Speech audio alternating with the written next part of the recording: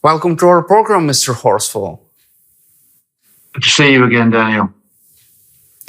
Ukrainian drones have attacked at least 10 Russia's oil refineries throughout the recent months, accounting for at least half of Russia's oil refining capacity. According to Reuters, Ukraine has already damaged at least 20% of Russia's oil refining capacity. What is your assessment of this Ukraine's deep strikes inside Russia and this fight against Russia's oil refining capacity?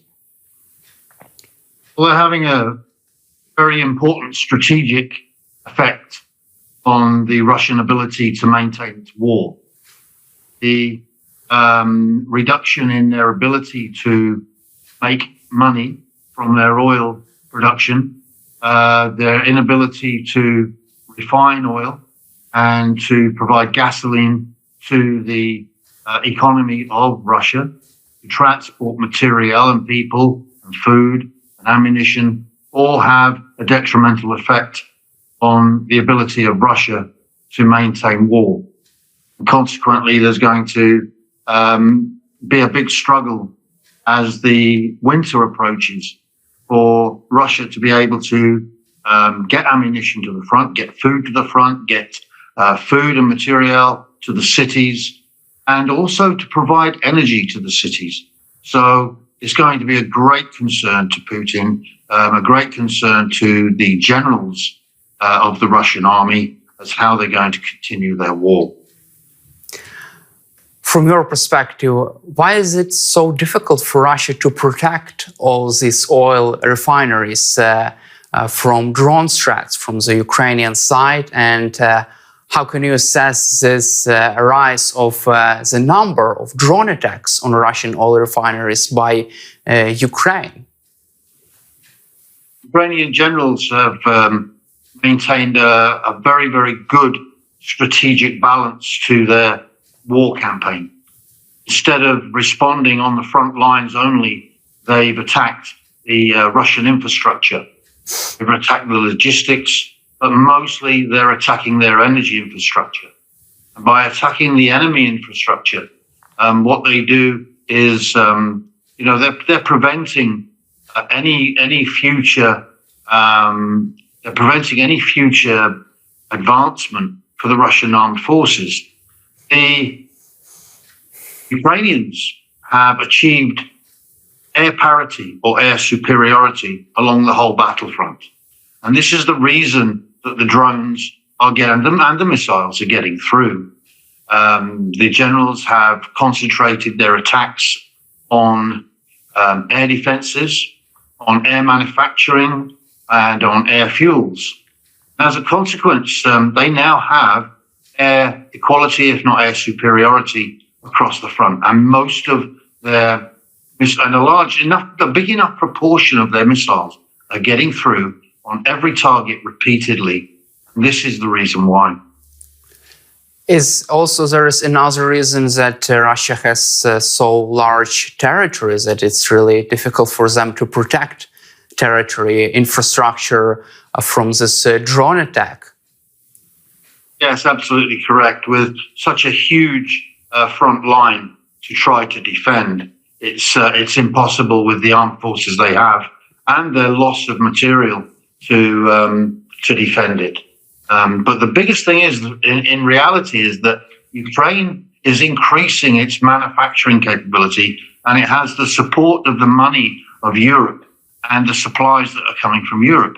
It can replace what it loses.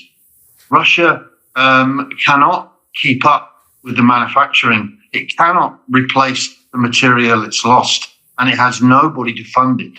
It's relying heavily on money for the oil sales to India and China, but even these are under pressure and insufficient. And even if they have the money, they don't have the technology, they don't have the chips, they don't have the foreign parts coming into the country because of sanctions. So it's impossible for them to manufacture and replace the stuff that they're using. There have been lots of assessment about time? How much time does Russia still have for this war, and for how long can Russia still sustain this effort? For 6, 12 months, another year, or another 2 years? What is your take on that? How much time, for how long can Russia still sustain this effort on the ground and in the air against Ukraine before reaching any kind of a ceasefire deal? Well, this winter is going to be very telling for Russia.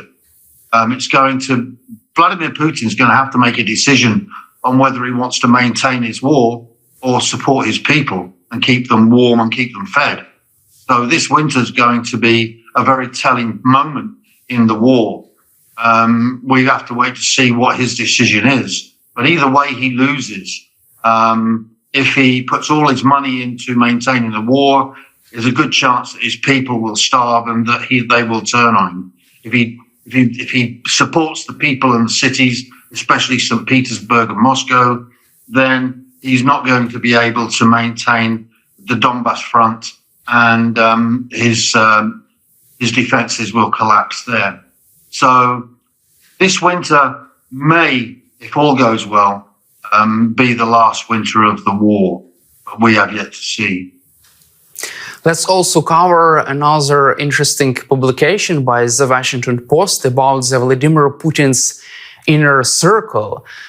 Dmitry Kozak was fired recently. At his own disposal, he managed to find this way out from the Kremlin, and according to the Washington Post, he was the only official, high-rank official in the Kremlin who was opposing this war against Ukraine. He advised Vladimir Putin against launching this war, but he is no longer in power in Russia. He was fired. Does it mean that Vladimir Putin decides to continue his war against Ukraine and not to reach any kind of a deal?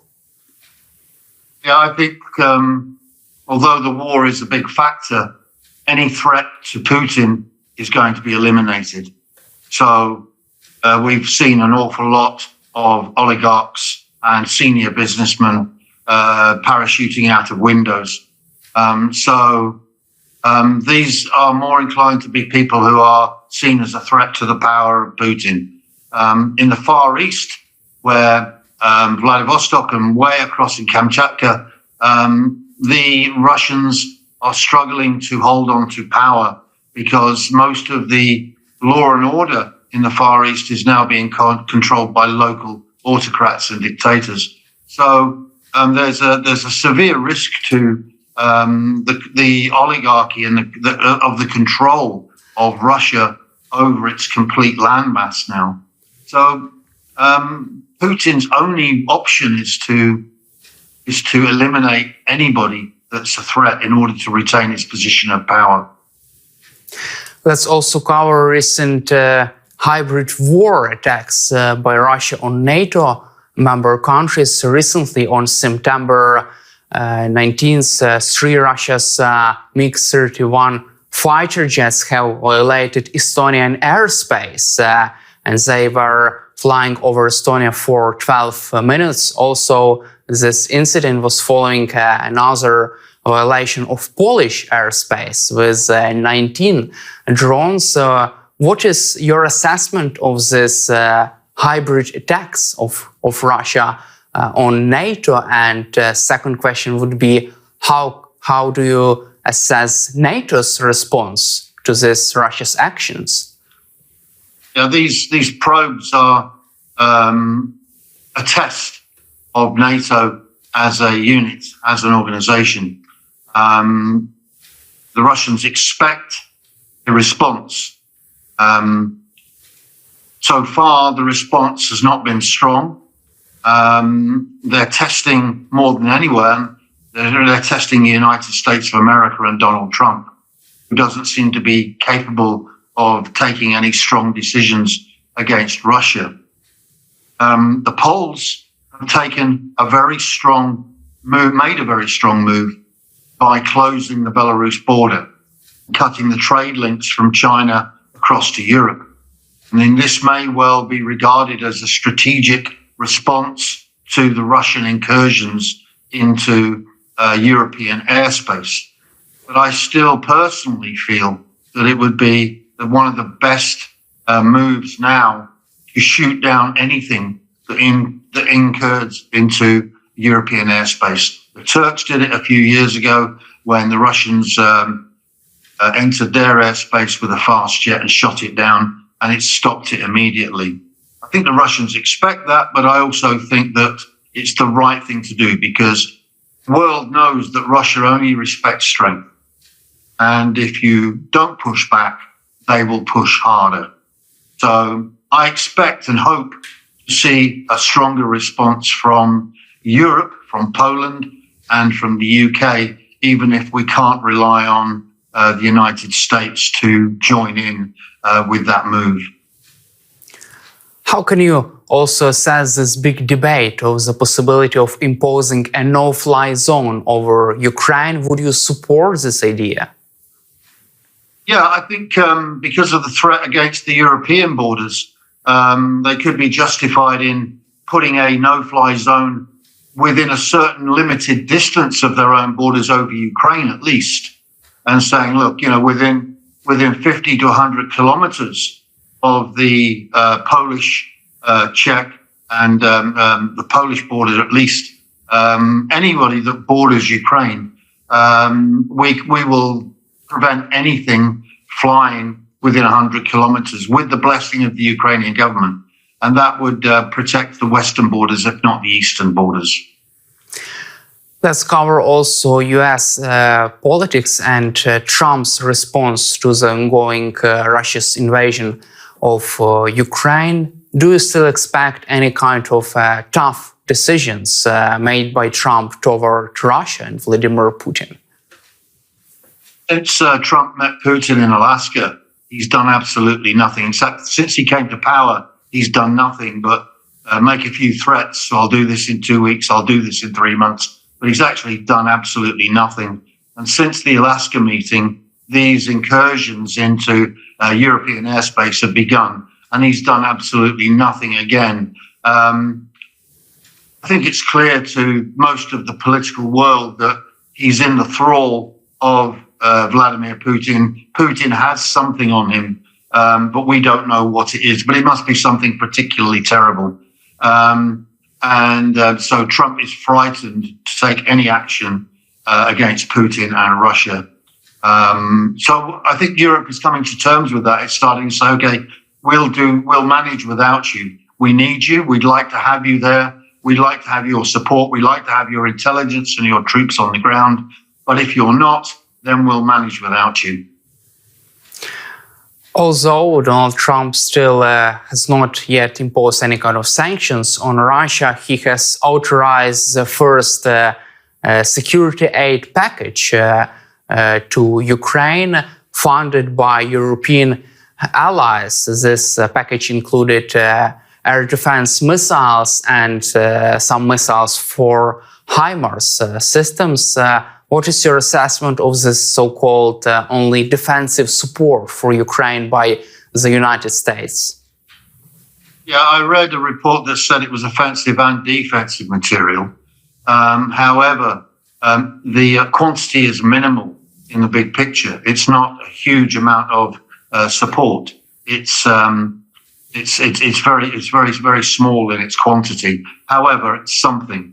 I think sometimes it's just a way of keeping the optics good for Trump in some sense. But it's good to have it all the same. And I think that some of the US generals are managing to work around Trump decisions and do what they can to maintain the supplies as they can, as possibly as they can to Ukraine.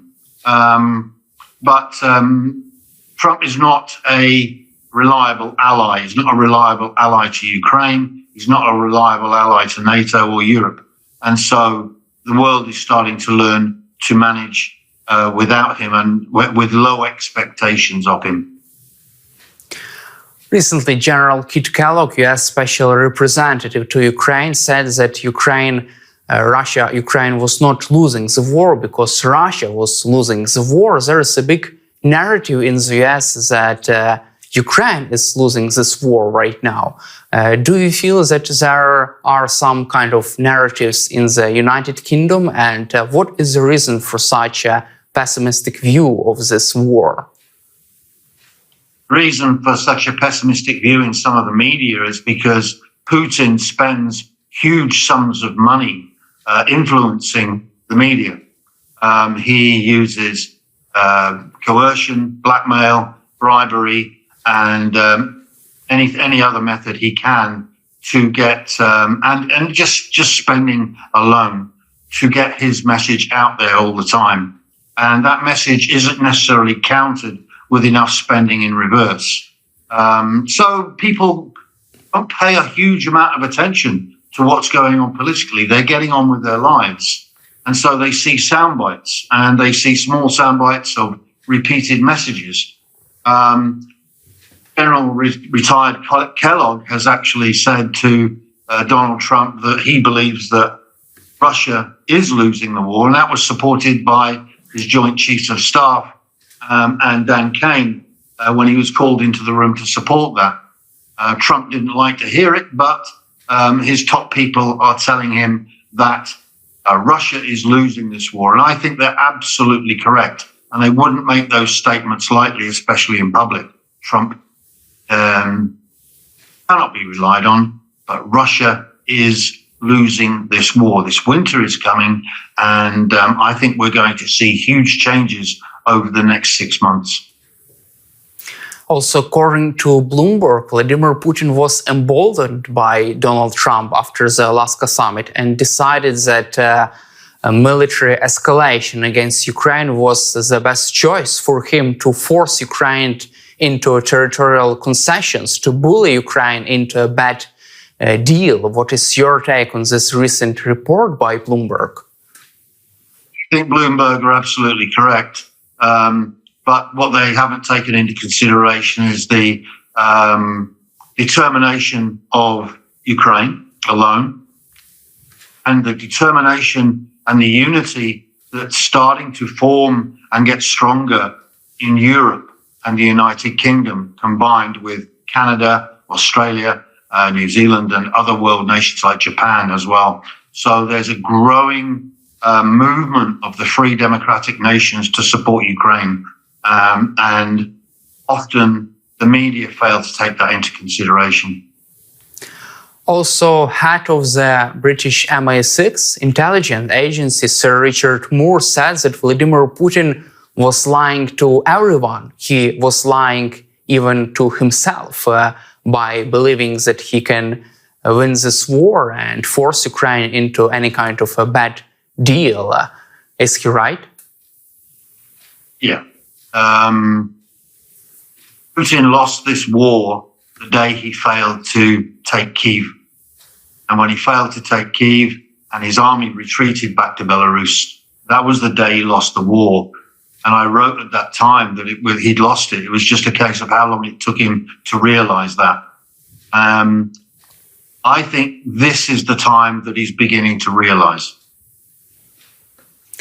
Also, let's cover another important issue, the possibility of imposing tariffs against Russian goods exported to another countries. US President Donald Trump seems to believe that he can force European allies, NATO allies, not only to stop buying Russian oil, but also to impose higher tariffs on Chinese goods. This is his ultimatum, and the only option when he could also impose any kind of sanctions on Russia. What is your assessment of this new Trump's strategy?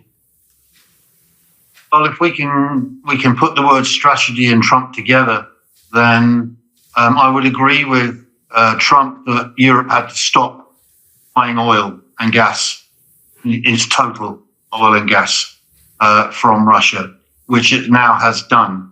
Ursula von der Leyen made a statement 2 days ago that all purchases of Russian oil and gas will now cease. And she has actually put sanctions on refineries that buy Russian crude, refine it, and then sell it as their own oil, as their own petrochemicals. So in that sense, Trump coming around and saying, you've got to stop buying, and maybe that pressure was enough to force Europe to make that final move. So that's a good thing. Regarding tariffs, there's no reliability with what Trump is doing with tariffs from one day to the next. It's 10%, then it's 50%, then it's 400%, then it's not going to happen. So again, the world markets and the world political leadership sit back and say, okay, well, let's see what happens, because we can't rely on it. We can't rely on what he says actually happening. Thank you, Mr. Horsfall, for your time and for your support for Ukraine, and glory to Ukraine. Love Ukraine. Героям слава. Thank you very much.